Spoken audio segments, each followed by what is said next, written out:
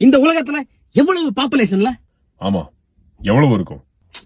Global population எவ்வளவு இருந்தா கரெக்டா இருக்கும்? எவ்வளவு இருக்கணும்னு நினைக்கிற? கண்டபடி போட்டு பெத்துக்கிட்டு இருக்காங்க. ஏய், இப்படி இருந்தா பாப்புலேஷன் எக்கு தப்பா எகறதான் செய்யும். ஆனா 1965ல இருந்து, அதாவது கடந்த 60 வருஷத்துல பர்த் ரேட் 50% குறைஞ்சிருக்கு.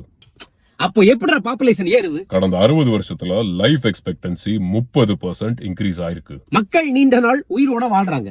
Scientific development. ஹெல்த் கேரும் ஃபார்மாவும் நல்லா சம்பாதிக்கிறாங்க. அப்போ பாப்புலேஷன் கண்ட்ரோல் பண்ண ஒரே வழி, ஒன்னே குழந்தையே பெத்துக்க கூடாது, இல்ல குழந்தைகளை லிமிட் பண்ணணும். இன்னொரு வழி இருக்கு. இப்போதான் நீ பகுத்தறிவை யூஸ் பண்ற.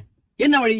உங்க வீட்ல யாருக்காவது உடம்பு சரியில்லை, குறிப்பா 65 வயசுக்கு மேல இருக்காங்கன்னா அவங்களுக்கு இனிமேட்டி வைத்தியம் பார்க்காத. பார்க்கலனா செத்துருவாங்கடா. செத்தா பாப்புலேஷன் குறைய போகுது. டேய் சைக்கோ, அதுக்கு இந்த உலகத்துல புதுசா ஆளுகளை கொண்டு வராமல் இருந்தாலே போதும்.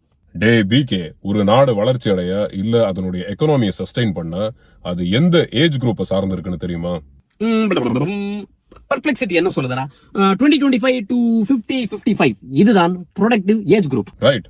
இந்த ஏஜ் குரூப் தான் அதிகமா ஏர்னும் பண்ணும், அதிகமா செலவும் பண்ணும். உழைக்கிறோம், சம்பாதிக்கிறோம், செலவு பண்றோம். ஜிடிபி.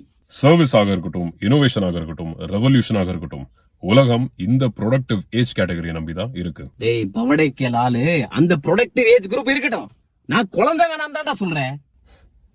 2050ல இவங்க எல்லாருக்கும் வயசாயிடும்.